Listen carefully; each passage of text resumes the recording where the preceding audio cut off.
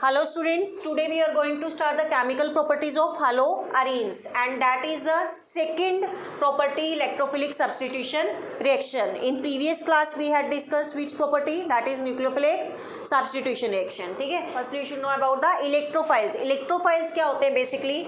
Electrophiles का मतलब क्या होता है? इलेक्ट्रॉन लविंग, मतलब ये क्या होंगे? इलेक्ट्रॉन डेफिशिएंट स्पीशीज होंगी. इलेक्ट्रॉन डेफिशिएंट स्पीशीज का मतलब क्या है? जिनके पास इलेक्ट्रॉन्स की क्या होंगी? कमी होगी. ठीक है, जब इलेक्ट्रॉन्स की कमी होती है बेसिकली तो कौन सा चार्ज आता है? पॉजिटिव चार्ज आता है. तो मतलब इलेक्ट्रोफाइल्स जितने भी होंगे उनके पास क्या आएगा? पॉजिटिव चार्ज आएगा. तो ये दो टाइप के होते हैं. एक तो होता है आपके पास पॉजिटिव इलेक्ट्रोफाइल एंड दूसरा न्यूट्रल इलेक्ट्रोफाइल. पॉजिटिव इलेक्ट्रोफाइल जैसे अगर मैं बोलती हूँ सपोज Cl पॉजिटिव, ठीक है, ये हो सकता है ये पॉजिटिव कब कि ये अपने इलेक्ट्रॉन डोनेट कर दे तो इसके पास क्या आएगा? पॉजिटिव चार्ज आएगा. ठीक है, नेक्स्ट अगर मैं बोल देती हूँ H positive, this one is also a electrophile. अगर मैं बोल दूँ NO2 positive, this one is also electrophile. ठीक है, अगर इन केस अगर ये कौन से हैं? That is a positive electrophiles. ठीक है, अगर मैं न्यूट्रल इलेक्ट्रोफाइल्स की बात करूँ तो न्यूट्रल इलेक्ट्रोफाइल्स में क्या आते हैं? Electron deficient species AlCl3, BF3, Fe, Cl3. These are the electron deficient species and here it behaves as an electrophiles. क्यों होते हैं इलेक्ट्रोफाइल्स? बेसिकली क्योंकि इनके पास क्या होती है? इलेक्ट्रॉन्स की कमी होती है. आपको पता है ना, BF3 का फॉर एग्जांपल मैं BF3 बनाऊँ, बोरोन के आसपास कितने इलेक्ट्रॉन है? 6. तो मतलब 2 इलेक्ट्रॉन्स नहीं है, होने कितने चाहिए? 8 होने चाहिए ना किसी भी एटम के पास, ताकि उसका ऑक्टेट या डुप्लेट कंप्लीट हो. डुप्लेट के लिए 2, ऑक्टेट के लिए 8. तो इसके पास तो है ही नहीं, 6 इलेक्ट्रॉन है. तो इलेक्ट्रॉन्स की कमी है तो it means it will act as an electrophile. अगर मैं AlCl3 की बात करूँ, 1 2 3 कितने हैं? 2 2 4 और 2 6. और एल्युमिनियम के पास कितने होते हैं? एल्युमिनियम 13, 2 8 3, मतलब इसके पास 3 इलेक्ट्रॉन है, 1 2 और 3. क्लोरीन के पास 2 2 4 2 6 और 1 7 होते हैं वैलेंस इलेक्ट्रॉन. तो ये तो बॉन्ड फॉर्मेशन में टेक प्लेस कर गए. तो एल्युमिनियम के पास और कोई इलेक्ट्रॉन बचा ही नहीं कि वो किसके साथ बॉन्ड बनाए. तो मतलब ये क्या हो गया? इलेक्ट्रॉन डेफिशिएंट स्पीशीज होगी. That why it act as an electrophiles. Clear है इतनी बात? इसको समझने से पहले आपको ये पता होना चाहिए इलेक्ट्रोफाइल्स होते क्या हैं. ठीक है, अब बेसिकली बेटा इलेक्ट्रोफिलिक सब्स्टिट्यूशन रिएक्शन में क्या होगा? जहाँ पर कोई इलेक्ट्रोफाइल क्या करेगा? सब्स्टिट्यूट करेगा बेसिकली.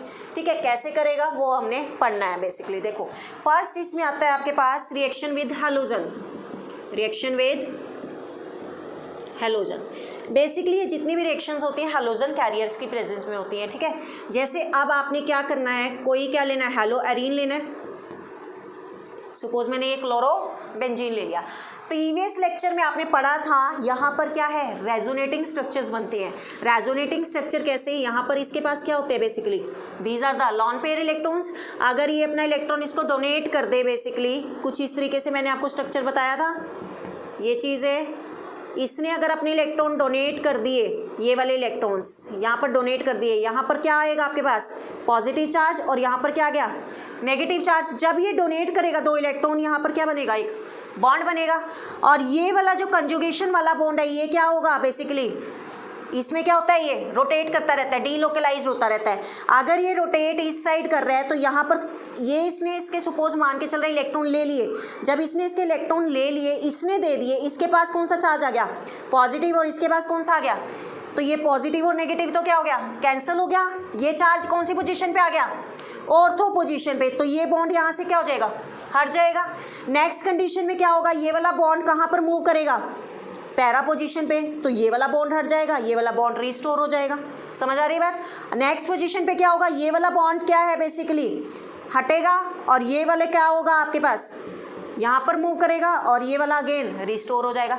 तो मतलब यहाँ से ये जो नेगेटिव चार्ज है ये ऑर्थो या पैरा पोजीशन पे क्या हो रहा है बेसिकली? मूव कर रहा है. तो मतलब ऑर्थो और पैरा पोजीशन पे क्या है? इलेक्ट्रॉन डेंसिटी हाई है. तो इलेक्ट्रोफिलिक सब्स्टिट्यूशन रिएक्शन का मतलब क्या है कि अगर हम रिएक्शन विद डायरेक्ट हैलोजन कर रहे हैं, मतलब हैलोजिनेशन कर रहे हैं, दैट इज Cl2. तो ये जो हैलोजिनेशन रिएक्शन होती है ये ऑलवेज किसकी प्रेजेंस में होगी? बेसिकली इलेक्ट्रोफाइल की प्रेजेंस में.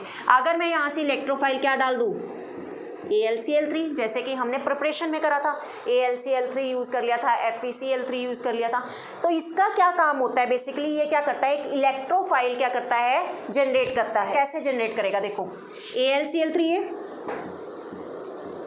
ये क्या है यहाँ पर? हैलोजन ये क्या करेगा, इससे क्लोरीन को क्या करेगा, एक्सेप्ट करेगा, क्योंकि इसके पास क्या है, इलेक्ट्रॉन्स की कमी है।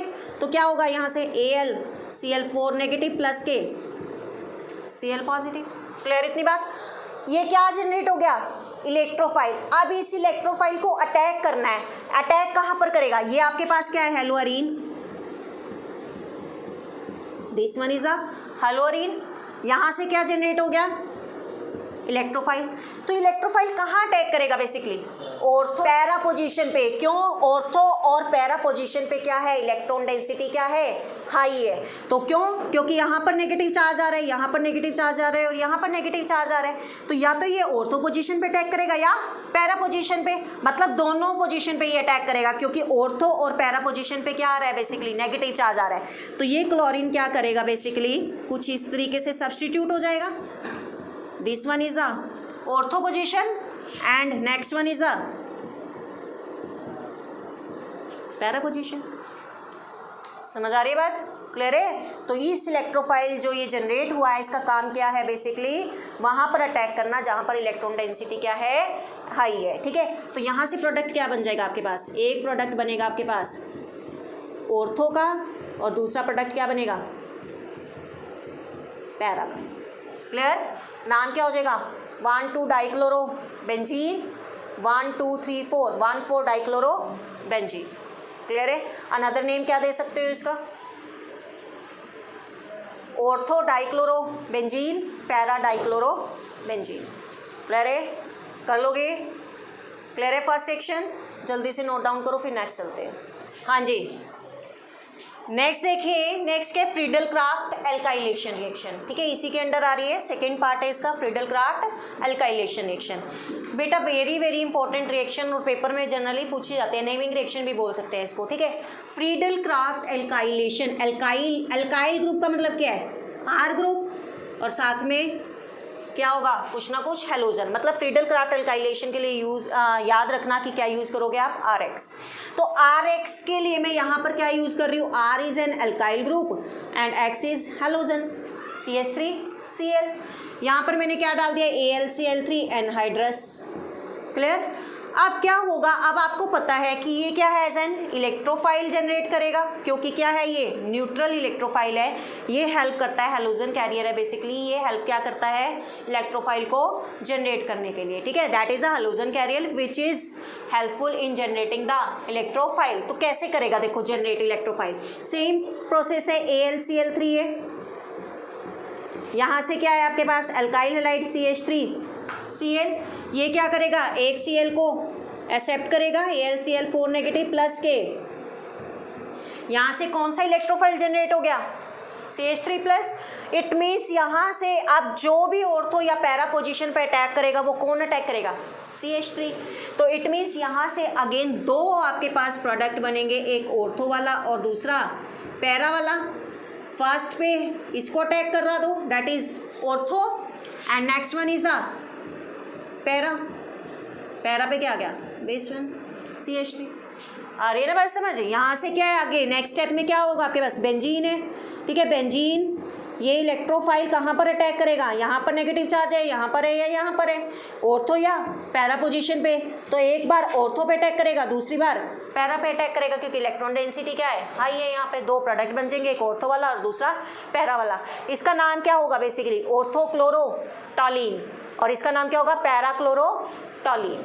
क्लियर है ना, कैसे नाम दिया देखो ना बेटा, नाम कैसे दोगे आप इसका, ऑर्थोक्लोरो कैसे हुआ, 1 2 3 4 5 and 6, next 1 2 3 4 5 and 6। Ortho position कौन सी होती है, 1 2 3 4 5 6, 2 and 6। Para position 1 and 4। Benzene इनके ऊपर जब CH3 होता है, उसका नाम क्या होता है, टॉलीन। फर्स्ट पोजीशन पे क्या है, टॉलीन हो गया ये, और सेकंड पोजीशन पे क्या लगा हुआ है, क्लोरीन लगा हुआ है। तो ऑर्थो पे है तो ऑर्थोक्लोरोटॉलीन, और ये 4 पोजीशन पे क्लोरीन लगा हुआ है, तो मतलब पैराक्लोरोटॉलीन। क्लियर है। अनदर नेम कैसे दे सकते हो इसका, बताइए, 2 क्लोरोटॉलीन और इसका 4 क्लोरोटॉलीन। क्लियर कर लोगे।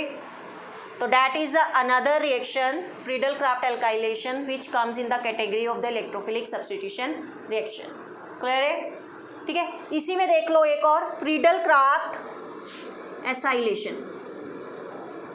Friedel Crafts acylation. जैसे एल्काइलेशन में आप क्या यूज़ कर रहे थे, RX, एसाइलेशन में क्या यूज़ करोगे, बेसिकली RCOX। एसाइलेशन में क्या यूज़ करोगे, RCOX, ये याद होनी चाहिए। अब RCOX यहाँ पर क्या लोगे, RCOX, R is the methyl group, next क्या हो जाएगा, COX क्या हो जाएगा, हेलोजन, CH3COCl, तो that is the acyl group. Again anhydrous AlCl3 डालोगे, यहाँ पर क्या आएगा आपके पास, CH3COCl, यहाँ से ये एक क्लोरीन को एक्सेप्ट करेगा एज एन इलेक्ट्रोफाइल, क्या निकलेगा, CH3CO प्लस। अब यहाँ पर कौन अटैक करेगा, दिस वन CH3CO, तो यहाँ से दो प्रोडक्ट बनेंगे, एक क्या बन गया आपके पास, this is ortho and this one is a para, तो यहाँ पर क्या अटैच कर दो आप, CO CH3, और यहाँ पर भी क्या अटैच कर दो, CO CH3। क्लियर है, कर लोगे, नाम भी दे देना। जब बेंजीन रिंग के ऊपर CO CH3 होता है उसका नाम क्या होता है, इसका तो नाम ये दे देंगे ना, ऑर्थोक्लोरो, आगे एसीटोफिनोन, इसका पैराक्लोरो एसीटोफिनोन। ध्यान रखना, जब बेंजीन रिंग के ऊपर CO CH3 होता है उसका नाम क्या देते हैं, एसीटोफिनोन। जैसे बेंजीन रिंग के ऊपर CH3 ग्रुप होता है उसका नाम टॉलिन देते हैं, ऐसे इसका नाम क्या देंगे, एसीटोफिनोन। ठीक है, ऑर्थोक्लोरो एसीटोफिनोन, पैराक्लोरो एसीटोफिनोन। अब करो नोट डाउन इसको, फिर नेक्स्ट चलते हैं। हाँ जी, नेक्स्ट रिएक्शन देखिए, रिएक्शन विद नाइट्रेशन। ठीक है, नाइट्रेशन रिएक्शन में आपको पता है कौन से रिएजेंट का यूज़ होगा, nitric acid, that is HNO3। ठीक है, तो यहाँ पर क्या लोगे, हेलोअरीन ले लो, this one is a haloarene, nitric acid डालो। बेटा ये रिएक्शन हमेशा याद रखना कंसनट्रेटेड H2SO4 की प्रेजेंस में होती है। कहीं पर भी नाइट्रिक एसिड आ गया, कहीं पर भी पूरी ऑर्गेनिक केमिस्ट्री में वो रिएक्शन हमेशा किसकी प्रेजेंस में होगी, कंसनट्रेटेड H2SO4 की। ठीक है, अब यहाँ से क्या होगा देखिए बेसिकली, हाँ जी देखिए, HNO3 को मैं कैसे लिख सकती हूँ, HONO2 लिख सकती हूँ, HNO3। अब आपको पता है यहाँ पर जो NO2 है, this one NO2 act as an electrophile. मैंने आपको बताया था पिछले लेक्चर में, पॉजिटिव और न्यूट्रल इलेक्ट्रोफाइल। NO2 कैसे बिहेव करेगा, एज एन इलेक्ट्रोफाइल। तो बेसिकली ये क्या है, इलेक्ट्रोफाइल की तरीके से जब ये बिहेव कर रहा है तो ये कौन सी पोजीशन पे अटैच होगा, ऑर्थो या पैरा पोजीशन पे।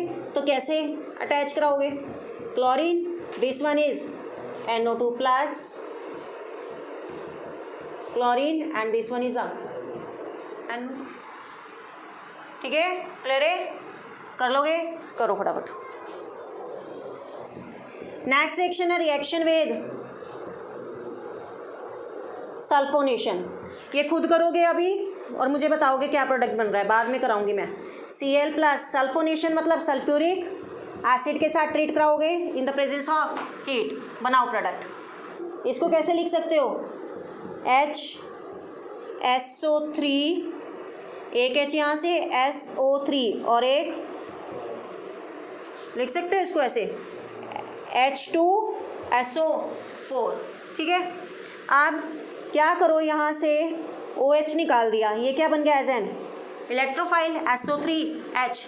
ये ऑर्थो पे अटैक करेगा और पैरा पे अटैक करेगा, करा दो इसको,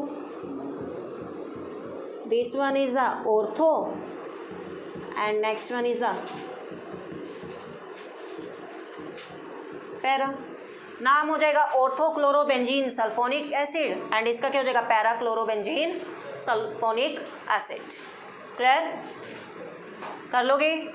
तो these are the electrophilic substitution reaction जो कि हमने बेसिकली सेकंड प्रॉपर्टी ख़त्म करी है हेलोअरीन की। ठीक है, थर्ड प्रॉपर्टी में हम लेकर आएंगे रिएक्शन विद एक्टिव मेटल्स, उसको हम डिस्कस करेंगे बेटा नेक्स्ट लेक्चर में। इन मीन टाइम अगर आपको कोई प्रॉब्लम होती है, कोई क्वेरी है, then you can do comment and ask. Okay, thank you.